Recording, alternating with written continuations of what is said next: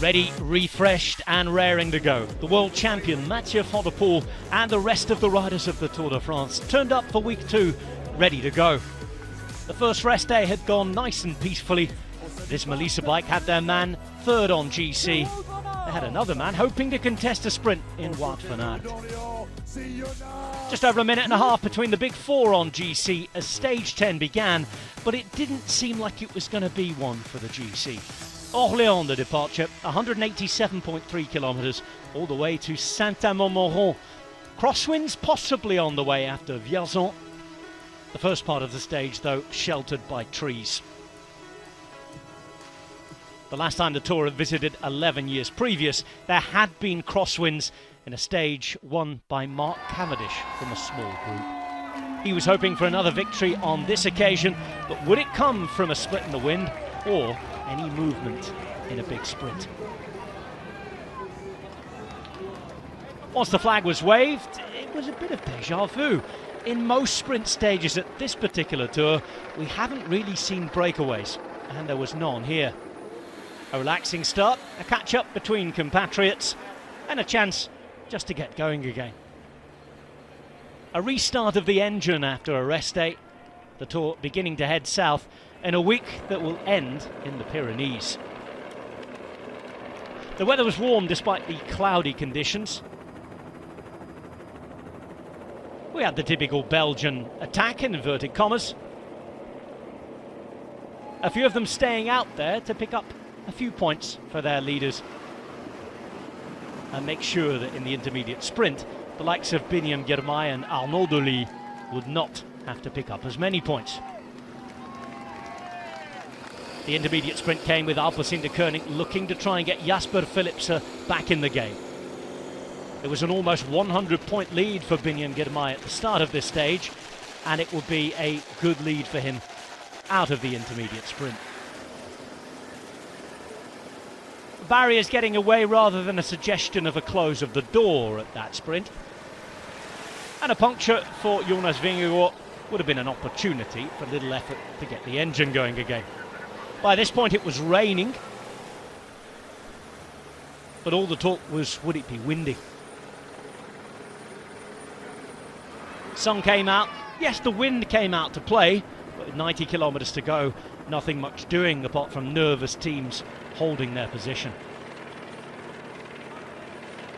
The closest to action in the wind came at 62 k's to go, going through a town, into a turn, and the speed was briefly up to 70 kilometres per hour.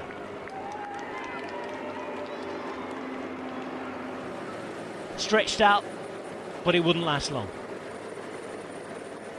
Once they realised there was nothing doing, it all calmed down once more. Riding to a probable sprint then. The only other obstacle, a climb that topped out inside the final 10 kilometres. Bit of cyclocross for Delis. And when it was time to go climbing, the speed was up for that positioning again.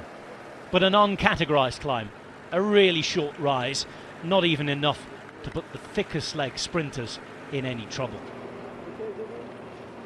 Teams always wanted to be at the front though, with road furniture all over the place. And EF Education Easy Post were trying to set up Marijn van den Berg. A split with just 2.5 k's to go was repaired.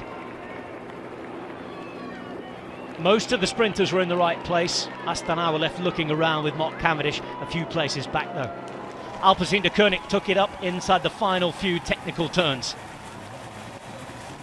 Van der Poel guided into the place where he could start the lead out.